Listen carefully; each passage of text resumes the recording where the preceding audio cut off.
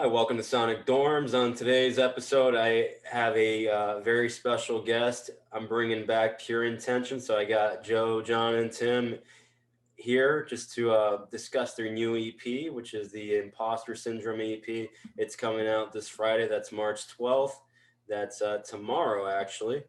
It's their first EP, and they're very excited. I'm very excited, and nothing better than hearing a killer like young band out there providing like some really killer music. I'm always gonna be rooting for the underdog. So you guys, as always, are more than welcome to continue coming back on this show. Thank you. For yourselves, really. So with that being said, how you guys doing today? Great. Pretty good. Yeah. Pretty excited. Oh yeah. Yeah. Not nervous. I'm waiting. It's gonna be awesome. Yeah, anxious. Yeah. Has anybody listened to the EP yet? Is this or you guys the only ones that have heard it? A few close people, like My family. my and, parents, like, yeah, really my close. parents, just people like super close, but like My girlfriend heard the rough mixes and she cried. Oh, really? Yeah, it brought people to tears. Is that a good or bad thing? That's a great thing. Tears, like happy tears or sad tears, you know? Tears I'm, of I'm proud of my sexy man. Yeah. Oh man, dude, that's the best. There's nothing quite like that. Yeah. So 4 tracks. So it's a classic EP. It's not like one of those EPs that runs at like 6 or 7 songs and then they decide to call it an EP. I'm like, what's that? Yeah. The album at that point. Yeah. So 4 songs, just like I like it. That's a true EP right there. If you guys wouldn't mind breaking this down for us on the show, telling everybody where it all started, as far as like, were these songs written on the spot when you guys were in the studio, or did you guys come in with the songs fully fleshed out and then recorded them ready to go, or what? So what do you want to start with? Like go down the list? Yeah. Well, yeah, we could go through all the songs. So- but like when we in the studio, we had them already written when we went in. We just Yeah. recorded it in one day. We went in and just laid them down. Yeah. But We did Lovable Loser is the so Tim left for college. Tim left for we college had- right after We had Bulletproof. recorded Bulletproof, and then he left for college the next day. So And I had like me and Joe had this like bass and drum beat going, and we had some really awful lyrics cooking with it, and we were like, this is just gonna be a throwaway song. And then Joe was like, wait, I have these lyrics in my phone, and we put it to it and it fit perfectly, and that was Lovable Loser. So we worked on that one while Tim was gone, and then no progress right at the end too. We got down, and then Tim got back in the Imposter Syndrome. Imposter Syndrome. Wasn't Joe sent me these lyrics because I had for the Imposter Syndrome riff. You know how just the same thing through the whole song basically. I came up with that. I was at school. I was like, I called Joe. I called Joe. I'm like, hey, check this out. And he's like, that's pretty good. And I remember I was like, you have any lyrics? And he was like, nah. And then he's like, well, I got these lyrics, and he sent me these lyrics, and we changed them up a lot. Actually, We cut them down, and we changed like the wording and stuff, and that's how we got Imposter Syndrome done. And then so I Don't Want to Be Here. I came up with a drum beat. It's gonna be a short show. We're describing it all, and then we're. It's all good. It's all good. I came up with a drum beat for I Don't Want to Be Here, and it was like really slow. And I was like, Tim, you got something for it? He was like, nah, not really. Then Joe came over, and he was like, I got this bass riff for it, and we sped it up big time. We added a drum intro to it. We had covered Blitzkrieg Bop right before that, and then I started like messing around with like those chords. So it's pretty much all the same chords except for the do do do do do part. You know what I mean? So I was playing that, and I'm like, you know what we should call that song?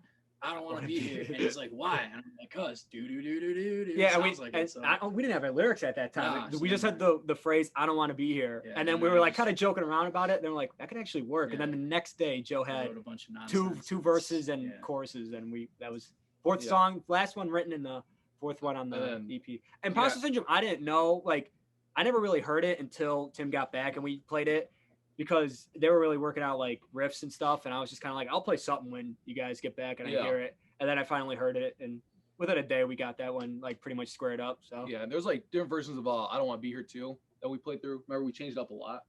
what was Because the way, well, at least for the guitar, I remember. Yeah. Oh yeah. There was a lot of changes, and then what really finished it was we kind of have like that feedback treble going in the beginning, Like the the guitar, yeah.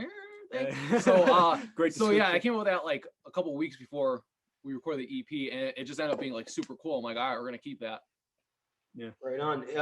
what made you decide to call the EP Imposter Syndrome? Because I know that's like the song, the opening track, but Right. is there a reason why you decided on that being the title of this first EP? Tim, basically, because I said I want to call it. We were like writing the song on FaceTime, and I'm like, I want to call that Imposter Syndrome. He's like, we should just call the EP that, and I'm like, all right, awesome. Where did you come up with Imposter Syndrome now? It's about like, it means like being successful, but like not thinking like you're good enough. You're basically a fraud. So that's kind of what the lyrics are about, sort of like I don't know what she sees in me, blah blah blah. But like, yeah. So I don't know. It just kind of fits. It's kind of cool sounding. It's cool. Yeah, I love it, dude. That sounds like a good name for a band too. Yeah. Cover band Intentions Imposter Syndrome. Oh yeah. There you go. What's funny is I'm hearing like this is so different in a lot of ways from that first single, Bulletproof. Like Bulletproof to me was like a whole nother vibe. And then I heard this and I'm hearing some really classic, like kind of throwback between the 90s era of like Southern California punk bands. Yeah. Also a little, but rooted in some of that New York stuff from the late 70s, like the Ramones. I'm even hearing some Dead Kennedys in there as far as like just your approach to like lyrically to a lot of things. There's a major like self-deprecating sense of humor like found throughout the lyrics on the CP. I think it's because like I feel like that's where Joe and Tim, like Joe's very like I would say you're more like punk rock, like that's kind of more your vibe. Well, Tim's like hard rock. Calling punk. Yeah. And I feel like they kind of like mesh together perfectly. And then like that's why I mean it's a punk song, but I mean you definitely get those like rock vibes in there from Tim's guitar. Like the solos are very bluesy. I feel like, so. Yeah. Kind of blues licks in there and stuff. Yeah, the last track is really interesting. I don't want to be here with that drum opening. I mean that's so unorthodox because like the EP is pretty much like running and gunning throughout. Like it's kind of relentless. Right. I mean all the songs are like 2.5 minutes, 3 minutes at tops, but that song comes on and it kind of makes you pause for a little bit. It starts off kind of slow before it picks up. I thought that was pretty cool. Like a little bit misleading, but I mean, I think I was just messing around on the drums one day, and I was like, we have to have a drum solo in the song, and Joe was like, put it in the beginning if I don't want to be here. Yeah, just and then let me tell you, I had one before that, like before the one that's on the recording, and I mean the other one, if we would have gone through with it, I think it would have been a little bit bad. It was like really slow. It was just kind of hitting the tom the whole time, and then just like hitting a few other things, and then one day I sent him a video, and I just came up with something new. I had like an epiphany, you know what I mean? I just made a new one, and that's the one that's on the recording. I mean. I the end at the snare when I really go hard on the snare drum. That was like I don't know how I made my brain think of that. It just happened. I don't know. It's kind of cool. And that's pretty awesome. And you guys all like trade vocals as well, right? Yeah. That was like the biggest experiment I think with this EP. We were kind of seeing everybody's voice, how it works. Because we had some people asking us, for our EP, it's gonna be like kind of like Bulletproof, and we were like, no, it's gonna be different, and it ended up being a lot different, but like in a good way, I believe. And I feel like we're not really gonna throw away that Bulletproof vibe where it's like really like just kind of hard rock without like the punk in it. I mean, we still have a lot of. We got a song called Overdrive, and it is the best song that we have, and it's very like Bulletproof. Yeah, it's like, very vibes. it's not like the EP really. I mean, yeah, I would say it's not the EP. Yeah. No. So if we do like an album, it's probably going to be a mesh between like the Bulletproof vibe and the EP vibe. Like a perfect split down the middle. Yeah. Try to get it to really not work really together. Split, like kind of have it mesh, like you know what I mean? Yeah. Like, yeah. And I feel with the EP, we kind of got a sound now. Yeah. And I feel like the kind of the new sound for like because it's not obviously it's different than Bulletproof. I feel like people are gonna really like this sound. As equally with Bulletproof, you know what I mean? I feel like it's not going to be like, oh, I didn't like this because I like Bulletproof sound. I feel like it works perfectly for us. Yeah. So yeah, this EP is really just about fleshing out the identity of Pure Intention, kind of expanding it a little bit, maybe even like so because like you guys come off as wanting to be multifaceted. You don't want to just be like stuck in one. You want your own identity. So I hear like you guys are like figuring it out here. So I think the next release is where, if you don't mind me saying, it sounds to me like the next release is going to be like the fully formed. Oh yeah, just from all the stuff we've been working on, I feel like we finally got our sound and like how we know and our style. Yeah, and I think, and like it's like Bo said, it's gonna be a merge of like like that hard rock and sort of like punk and stuff. It's like And it's like just heavy metal too. yeah, it's just like a perfect blend of like killer riffs, tasty licks, all that good stuff. Yeah, Killer riffs and tasty Did licks. you guys like came away from this like as stronger musicians, stronger? oh for sure. Absolutely. I mean, I don't know. I think they also got really good too, like during like the few months since we started like working on the EP. But for me personally, I mean, I did percussion at high school, and then I stopped for 2 years, and then I started up again when we did Bulletproof. So I was like really rusty when Bulletproof came out, but now like I'm doing stuff that I didn't even know how to do beforehand. I mean, I'm just like I practice pretty much every day, and I'm really getting good, and it's like really just making it. There's so many more choices for our band. You know what I mean? I think we're also more confident too. Yeah, I feel like we are too. Like with After Bulletproof, we're doing kind of this. like, do we sound good? But now it's like we know We're that. pretty cool. yeah. I think. Yeah. I can see it on. I know it sounds crazy, but like based on the first time we talked and looking at you guys now, I almost sense that you guys are like a little bit more seasoned. Yeah. Yeah. Right. Which is pretty cool. Like see that like firsthand. Like I love. Like it's as cool as it is like watching it. Like a lot of the bands I grew up on were already like deep in their career by the time I got into them. So it's cool to watch like a band go there firsthand, like go to those places and then evolve and you're actually seeing that evolution like as it's happening. I think that's really cool. And it's getting harder and harder to see that nowadays just with how everything is. And yeah, For you sure. know, the music industry obviously is pretty bleak. Yeah. But who cares, right? I mean, artists are gonna real artists are gonna continue to rise to the top. I think so. It doesn't matter. I mean, if anything, I think it separates the men from the boys here. You know, like as far as like you really want to make music, now the purists can go out there and make the music. You know what I mean? You know, whether they have the money to back them up or not. At the end of the day, real artists are gonna thrive just based on making what they do best. You know. yeah. Yeah. We take like every like opportunity that comes our way, we try to snag it. And I mean, gigging's gonna start becoming like more and more like a thing this summer, and just Hopefully. even in the future, just like playing gigs. I mean, but we're like going with the mindset where it's like we don't really. I mean, if it's like we don't get $500 for the gigs, we're not gonna say no. We're gonna do anything for exposure and just like really get our name out there. Yeah, play a block party, whatever. We won't get down Money is not really the main, because I mean obviously everyone wants to become rich and famous, but like right now it's like we're just really trying to just make We're music doing it and for get a the fan music. base. It's fun.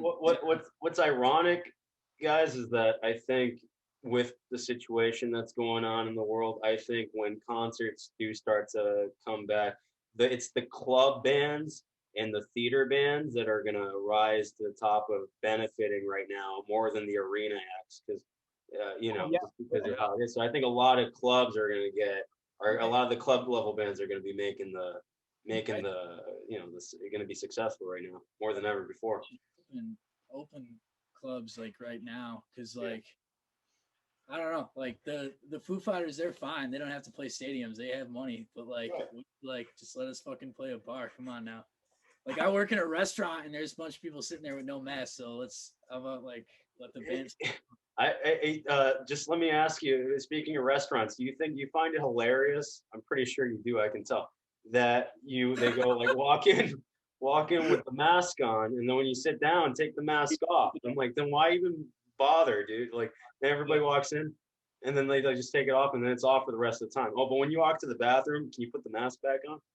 Yeah, I feel like, and I was kind of laughing because me and Joe were putting up flyers like a few days ago, and I mean every spot we saw where it was like kind of like a bar or something, Joe was like, I wonder if like we can gig there soon, or like every single spot, Joe was like, I mean that's what we need. And we actually saw a band like loading their stuff into some tavern. I forgot the name of it. I guess there's stuff happening. So we like looked the place up online and we saw that they're opening, and they're just like, they said something where it was the ad was like, wear your mask, but we're gonna pack the house. And I was like, okay, it's I guess. I don't know. I feel like, but people are opening up to gigs, and I mean, we're here for it. We're trying to get that first pickings. And I think it's a blessing that it did shut down and that we found our footing. Because if we had went out there in like summer and played a show, we would have gotten. Oh, we got destroyed. We would have broke up because we would have been like, we suck. Sorry. We got kind of cocky, and so like when we first started, we thought we were good, and we look back at like all this footage, like the recorded videos ourselves. and The shit. first day, horrible, man. The first day.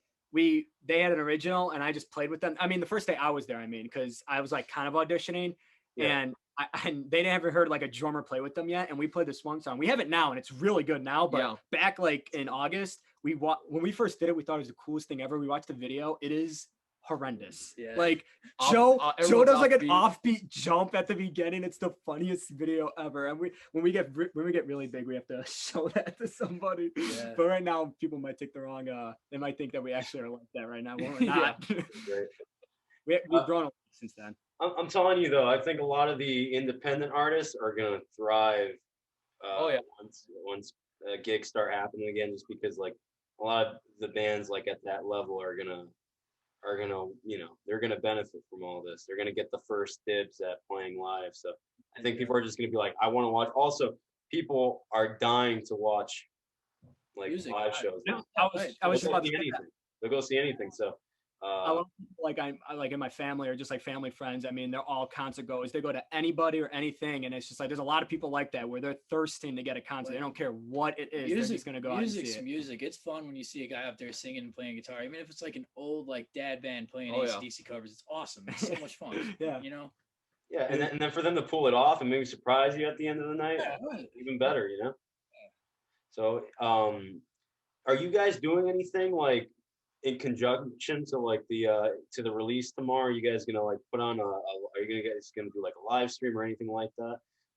We were just gonna like practice. I think we were gonna Yeah, get breakfast and just kind of chillax and just. Because this Yeah. is the first time Tim's been back since Since he we left for were- since we after Christmas recorded, break. So I Yeah. mean, tomorrow we're really gonna just try to grind we're- out new stuff and work on some we of the stuff. just ran through the EP and a couple of things, and we still got it. So Yeah. and in fact, we sounded better Yeah. than we usually did.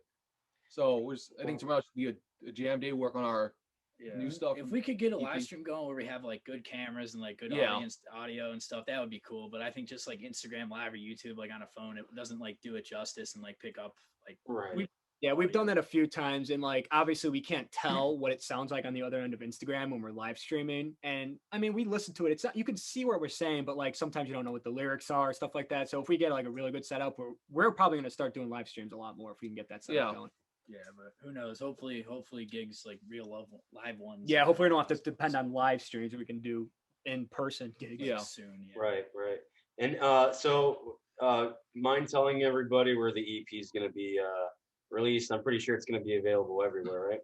Pretty much. Yeah. Spotify, Apple Music, YouTube, Amazon Music, whatever Deezer is. I'm on Deezer. I don't know what Deezer is either, so I'm with you. teaser. It's gonna be on Amazon Music, all of them pretty much. Yeah. I had spoken to you guys about a physical release at some point. Will there be like maybe a short run of physical release, like, even if it's CDs, like at some point? We'll see how it does, and if like it's like in demand. Like I don't think it would be a bad idea to do CDs because like I feel like we do kind of cater to like older people that still play CDs and stuff. So like when we were talking, like Joe had a lot of good ideas where when we start doing live stuff, have like shirts or some like get some CDs going so people can take them, buttons, really anything we can that will just kind of make us stand out a little bit more than the other bands we're playing with or other bands that are playing like shows like that. I mean, yeah, we'll try and get something up on Bandcamp, but like we'll see what the reaction is first, and like, if it's in demand, because we don't want to like lose money on it. Yeah, right. Yeah, we'll play a couple shows or something, then see how it works from there. Do it. I just think it's nuts that people just want to people don't even promote purchasing music as much anymore. It's just like, just listen to it, and you're like, I believe in buying an album, even if you buy it digitally, but support your bands, support your favorite artists. I don't know. Like, to me, you gotta make a living somehow. And that's you guys are this is your job, one of your jobs, and it's your thing. So I think that if people like you guys, they should want more of that. And therefore they should, if they're willing to spend $5 to $10 on a cup of coffee at Starbucks and shell out some money for your favorite artist. Why not? Up and coming band. Why not? Yeah. So definitely let me know when you guys have your stuff on Bandcamp so I can spread the word, because I'll be a first time buyer. Oh yeah, thank you. So like 5 shirts. Yeah. I love the album art. To me, that would make a killer like shirt. Not kidding. Oh, did you make that? No, my girlfriend. Oh, I drew a it was like originally it was like a heart, and then it was plugged into an SG, because we were gonna do Lovable Loser as like a single. It would have worked well with Lovable Loser, but as like a full EP, I don't think it fit the vibe. So I could show you that. I could send you that because I think it's still pretty cool, but it just doesn't fit the vibe. And then like my girlfriend draws a lot of eyes, so I was just looking. She drew the Bulletproof one too. Yeah, we have the Bulletproof one in color, and the color is super cool. Yeah, but like I was just looking through it. I'm like, oh, that's fucking cool. Let me use that. She's like, hell yeah. Yeah, send me that that original piece. But dude, the EP art is badass. It's very distinctive. Yeah, it's not what you would expect, and it really stands out. And I believe in the album or the EP experience. Like I like looking at album art. Like to me, that's still, for me at least, it's important. But so seeing that is awesome. Yeah, like even if it's like digital, I feel like you still gotta have something nice to look at. Yeah, if it's a picture of like a guy who's like in the band, you're kind of like, I guess. But if it's like for us, like the eye, it's like, ooh, what's this? I think it catches your eye a little bit more. Yeah, it gets. I feel like it gets their attention. They're gonna want to listen to it, and it's and I think it's like, I mean, there's a lot of bands that have like kind of like that thing. Like Iron Maiden had like they got the creepy Eddie, and then Blue Oyster Cult had like the cross looking thing, and I mean. Like we've done Bulletproof and Imposter Syndrome. We'll probably have an eye on everything. Maybe it'll be a little bit hidden or something like that, but the eye will be there. It'll be there. That's cool. Some people are gonna think that there's like some Illuminati thing happening there. So. Yeah, there is actually. Illuminati. Oh, that's great. Well, hey guys, I really appreciate you taking the time to talk again and come on the show. I mean, to me, this is what the show's about. I talked to you before about it, but it's all about like promoting like the underdogs and the dark horses out there. Cause like, where's the platforms, for them to talk about music? And to me, like, you guys got to talk about it. You guys got to promote it. To me, there's nothing more of a connection. No better way to make a connection to people than like pouring your heart out on your sleeve and just saying, hey, like, this is what I do. Like, right. I think that's cool. So, thanks again, really. I hope the show blows up and you get a studio and we could come and like chat in person. Oh, like, dude, like it'll be like, hey, I got tickets for you guys. Come over here. We're gonna host like some big crazy music event with you guys like on it, and the Sonic Dorms Lollapalooza, So that'll be awesome. I'm not kidding though, man. If ever the day were to come, dude, you bet that you guys won't be left behind. I mean, the Lollapalooza. I mean, we've been talking about that one too. We're like, who says we can't play Lollapalooza already? Over the world. Yeah. It's better to have big dreams than none at all. Yeah. No, dude, and like I said, you guys remind me. It's like you guys are making like commentary on some real things lyrically on this, but you're also like doing it. It's very tongue in cheek, and it's with a sense of humor. And I think it brings me back to that like Gen X vibe of the almost like a '90s kind of like. Almost like what Green Day were doing when they put out stuff like Dookie back in the day, where it was like very just like, this is what it is, but hey, let's have a good time anyway, Yeah. I think that's refreshing nowadays. I think we need more of that enlightenment. But you guys got the musicality to back up those lyrics. You see, it's not just like you guys are just spitting out like this rhetoric. You guys actually can play your instruments. That makes it even better. Thank you. Yeah. So thanks again. Whenever you guys are ready to come back, again, you're more than welcome. Awesome. Good. Thank you. Yeah. Thanks for having us, man. Right. And we'll talk soon, all right? Yeah. All right. Good. All right. Till next time. Have a good one.